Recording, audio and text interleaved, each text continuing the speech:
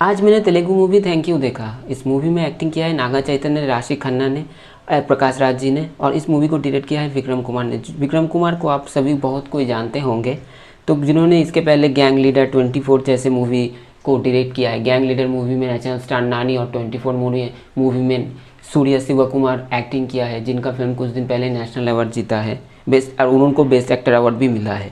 तो कैसा लगा ये थैंक यू मूवी? ऑनेस्टली अगर आप कहें तो इस मूवी का जो स्टोरी था, स्टोरी लाइन था, आइडिया था, थीम था, कॉन्सेप्ट है, सभी बहुत बेहतरीन था। लेकिन इतना जल्दी हड़बड़ाहट की वजह से क्या हुआ, इस मूवी का जो सोल है इस मूवी से चला गया। इस वजह से इस मूवी मतलब अच्छा मूवी होते होते वो रह गया और बिलो ऑन एन एवरेज एक मूवी बन के रह गया।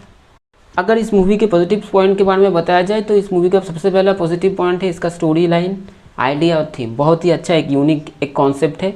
इसके साथ साथ मैं कहना चाहूँगा इस मूवी के नागा चैतन्य अभिराम के कैरेक्टर में एक्टिंग किया है।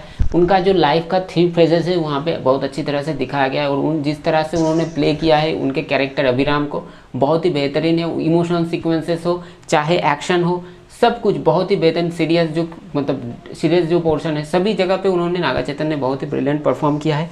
इसके साथ साथ प्रकाश राज जी का स्मॉल कैरेक्टर था, वहाँ भी उन्होंने कमाल का एक्टिंग किया है। अभिका कौर यहाँ पे श्रवणी का कैरेक्टर प्ले किया है, और उनका जो सीक्वेंसेस था, खासकर उनका कैरेक्टर और नागा चैतन्य का जो कैरेक्टर है, श्रवणी और अभिराम के दोनों के भाई बहन के बीच में जो प्यार है वो बहुत ही अच्छी तरह से दिखाया गया। और अभिका गौर का एक्टिंग मुझे बहुत पसंद आया। इसके साथ साथ मैं और एक चीज़ कहना चाहूँगा, मालविका नायर यहाँ पे पार्वती का कैरेक्टर प्ले किया है। उनका भी कैरेक्टर जो है पारू, जो जिसके साथ अभिराम का जो एक लव एंगल दिखाया गया, प्यार करता था एक दूसरे से, तो वो भी कैरेक्टर उस तरह से जिस तरह से प्ले किया है यहाँ पे मालविका नायर ने, उनका भी एक्टिंग मुझे बहुत ही अच्छा लगा।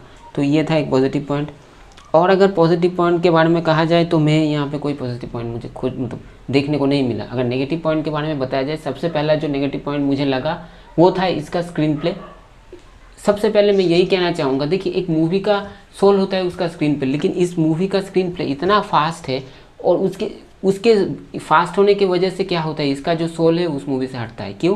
क्योंकि देखिए जो एक मूवी का 3 पेजेस को डिवाइड किया जाता है, तो अगर हर वो सीक्वेंस, हर जो फेज का है अलग अलग कहानी है, तो उस कहानी को ही दिखाने के लिए जो टाइम लाइन का ज़रूरत है, जिस टाइम का ज़रूरत है, वो 2 घंटा 8 मिनट के अंदर ये मूवी को ख़त्म किया गया है। उसमें वो जो दिखाया नहीं, तो दिखाने के जल्दी पूरा कवर अप करने के लिए जो दिखाया गया है, इसकी वजह से क्या है, इस मूवी में बहुत सी इमोशनल सीक्वेंसेस है, या हर वो कहानी जो यहाँ पे दिखाया गया है वो सही तरह से ना दिखाने के वजह से ऑडियंस वो कहानी के साथ जो एंगेजमेंट है वो कनेक्ट नहीं हो पाएंगे इस कहानी के साथ। उनका जो एंगेजमेंट है ऑडियंस का, वो सही तरह से यहाँ पे फिट नहीं होगा, कनेक्ट नहीं होगा। इस वजह से उन लोगों को अच्छा नहीं लगेगा। चाहे यहाँ पे लव स्टोरी का एंगल है अवनी और पार्वती और अभिराम के बीच में, वो इमोशनली कनेक्ट नहीं है, वो जो उनको उतना टाइम नहीं दिया गया है, उतना वो स्पेस नहीं था वो कहानी को डेवलप होने में कि किस तरह से क्या हुआ कि नहीं हुआ उन लोगों का। अभिराम के जाने के बाद क्या पार्वती का जो क्या कंडीशन था वो दिखा सकते थे, वो नहीं दिखाया गया। और वो जो पूरा जो कहानी था, ये 3 फेजेस का जो कहानी था, कोई भी अच्छे से यहाँ पे नहीं दिखाया गया है। और जो सेकंड पोर्शन में जो दिखाया कॉलेज वाला जो फाइट था, वो भी सही तरह से यहाँ पे नहीं दिखाया गया, और बहुत ही आर्टिफिशियल लग रहा था। वो इतना जल्दी वो सब कुछ हो रहा था मूवमेंट्स, इस वजह से वो ऑडियंस के अंदर वो जो एंगेजमेंट था वो नहीं सही से नहीं बैठ नहीं रहा था। और ऑडियंस को लगेगा इतना जल्दी किस लिए ये है, हर कोई इमोशन ऑडियंस के अंदर भी वो समझने के लिए, उनके साथ कनेक्ट होने के लिए एक टाइम का ज़रूरत होता है। इतना फास्ट फॉरवर्ड सब कुछ होता है स्क्रीन पे जल्दी। इस मूवी का ड्यूरेशन और करीबन 25 से 30 मिनट का ज़्यादा होना चाहिए था, ताकि वो जो कहानी है ऑडियंस हील कर पाए, समझ में आए सही तरह से, और ये जो प्रॉपर जो इमोशनल सीक्वेंसेस को वो उसको सही तरह से बैलेंस कर पाते, सही तरह से ट्रीटमेंट कर पाते, लेकिन वो नहीं हुआ है। इसके साथ और एक कहना चाहूँगा, प्रिया के कैरेक्टर में राशि खन्ना का जो एक्टिंग था वो मुझे अच्छा नहीं लगा। ऑनेस्टली कह रहा हूँ, बहुत ही ओके सा था।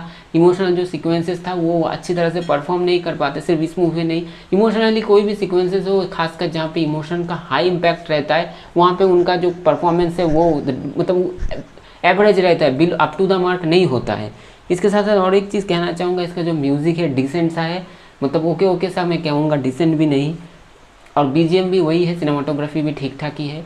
तो इस मूवी के बारे में मैं यही कहूँगा, इस मूवी का स्क्रीन प्ले और डायलॉग के अगर ज़्यादा मतलब और अच्छे से लिखा हुआ रहता है। इमोशनल सीक्वेंसेस को अगर सही तरह से जस्टिफाई कर पाते, उनको सही टाइम देके अगर करते, और इस मूवी को ड्यूरेशन जो है वो और थोड़ा ज़्यादा होता, उसको सही तरह से अगर इमोशनल सीक्वेंसेस के और 3 जो फेजेस है इस मूवी का, 3 कहानी अलग अलग, जो 3 कहानी को लेके जो मूवी बना हुआ है उसको अगर सही तरह से प्रायोरिटी मिलता और सही तरह से उसका जो प्लॉट अच्छी तरह से डेवलप किया जाता, तो ये मूवी बहुत ही अच्छा एक मूवी बनता। आप लोगों का क्या राय है, आप ज़रूर कमेंट कर।